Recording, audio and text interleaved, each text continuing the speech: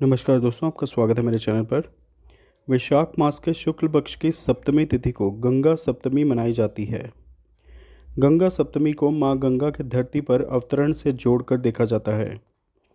हिंदू धर्म की मान्यताओं के अनुसार इस दिन देवी गंगा का पृथ्वी पर पुनर्जन्म हुआ था। माँ गंगा के जन्म दिवस को गंगा सप्तमी के रूप में मनाया जाता है। वैशाख शुक्ल सप्तमी को ही माँ गंगा स्वर्ग से पृथ्वी की ओर आने लगी तो भगवान शिव ने उन्हें अपनी जटाओं में संभाल लिया। इस कारण यह दिन श्री गंगा सप्तमी नाम से मनाया जाता है। वैशाख शुक्ल सप्तमी को माँ गंगा ने भगवान शिव की जटाओं में प्रवेश किया। कहा जाता है कि 32 दिनों तक माँ गंगा भगवान शिव की जटाओं में विचरण करती रहीं। देवताओं और राजा भगीरथ की प्रार्थना पर भगवान शिव ने गंगोत्री जाकर अपनी जटाओं में से एक लट को खोल दिया और वहां से माँ गंगा पृथ्वी पर ज्येष्ठ शुक्ल दशमी को पृथ्वी पर अवतरित हुई। यह दिन गंगा दशहरा नाम से प्रसिद्ध हुआ। गंगा सप्तमी का त्यौहार इस वर्ष बेहद खास रहने वाला है। गंगा सप्तमी रविवार 8 मई को मनाई जाएगी। गंगा सप्तमी के दिन रवि पुष्य योग का निर्माण भी हो रहा है। गंगा सप्तमी के दिन दान पुण्य का विशेष महत्व बताया गया है। इस दिन गंगा में डुबकी लगाने से भक्तों के पाप कर्मों का नाश होता है और दान पुण्य करने से मोक्ष की प्राप्ति होती है। गंगा सप्तमी के दिन माँ गंगा की पूजा करने से समस्त पापों से मुक्ति मिलती है। मान्यता है कि इस दिन गंगा जी में डुबकी लगाने से सभी दुखों से मुक्ति मिल जाती है।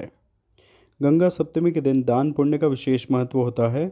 माँ गंगा उन्हीं पापों से मुक्त करती हैं जो अनजाने में हुए होते हैं। जानबूझकर किए गए पाप कर्म माँ गंगा में स्नान करने पर भी समाप्त नहीं होते। गंगा जल को अमृत समान माना गया है। गंगा सप्तमी के दिन प्रातःकाल गंगा स्नान करें। गंगा जाने का अवसर ना हो तो घर में ही अपने स्नान के जल में थोड़ा सा गंगा जल मिलाकर स्नान करें।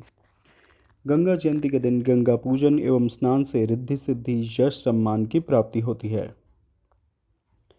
सप्तमी तिथि 7 मई को दोपहर 2:57 से प्रारंभ होकर अगले दिन 8 मई को शाम 5 बजे तक रहेगी। उदया तिथि होने के कारण गंगा सप्तमी 8 मई को ही मनाई जाएगी। 8 मई को सुबह 11:05 से दोपहर 1:41 तक पूजा का अबूझ मुहूर्त रहेगा। गंगा सप्तमी पर आप धन प्राप्ति का उपाय कर सकते हैं। गंगा सप्तमी पर चांदी या स्टील के लोटे में गंगा जल भरकर उसमें 5 बेलपत्र डाल लें। कोशिश करें कि इस दिन सुबह या शाम घर से नंगे पैर निकलें। भगवान शिवलिंग पर एक धारा से यह गंगा जल नमः शिवाय मंत्र का जाप करते हुए अर्पण करें। ऐसा करते हुए भोले बाबा को बेलपत्र भी अर्पण करें। यह उपाय करने से घर में धन धान्य की वृद्धि होने के साथ व्यक्ति को रोजगार के नए अवसर भी मिलने लगते हैं। गंगा सप्तमी की कथा इस प्रकार है। भागीरथ एक प्रतापी राजा थे। उन्होंने अपने पूर्वजों को जीवन मरण के दोष से मुक्त कराने के लिए गंगा को पृथ्वी पर लाने की ठानी। उन्होंने कठोर तपस्या आरंभ की। गंगा उनकी तपस्या से प्रसन्न हुई तथा स्वर्ग से पृथ्वी पर आने के लिए तैयार हो गईं। पर उन्होंने भगीरथ से कहा कि यदि वे सीधे स्वर्ग से पृथ्वी पर गिरेंगी तो पृथ्वी उनका वेग सहन नहीं कर पाएगी और रसातल में चली जाएगी।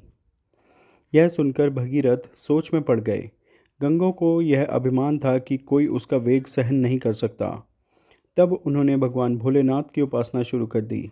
संसार के दुखों को हरने वाले शिव शंभु प्रसन्न हुए और भगीरथ से वर मांगने को कहा। भागीरथ ने अपना सब मनोरथ उनसे कह दिया। गंगा जैसे ही स्वर्ग से पृथ्वी पर उतरने लगी, गंगा का गर्व दूर करने के लिए शिव ने उन्हें जटाओं में कैद कर लिया। वह छटपटाने लगीं और शिव से माफ़ी मांगी। तब शिव ने उसे जटा से एक छोटे से पोखर में छोड़ दिया, जहाँ से गंगा 7 धाराओं में प्रवाहित हुई। इस प्रकार भगीरथ पृथ्वी पर गंगा का वरण करके भाग्यशाली हुए। उन्होंने जनमानस को अपने पुण्य से उपकृत कर दिया। युगों युगों तक बहने वाली गंगा की धारा महाराज भगीरथ की कष्टमयी साधना की गाथा कहती है। गंगा प्राणी मात्र को जीवन दान ही नहीं देती, मुक्ति भी देती है। आप सभी को गंगा सप्तमी की हार्दिक शुभकामनाएं। कृपया इस वीडियो को लाइक व शेयर करें व चैनल सब्सक्राइब करें। धन्यवाद। जय गंगा मैया।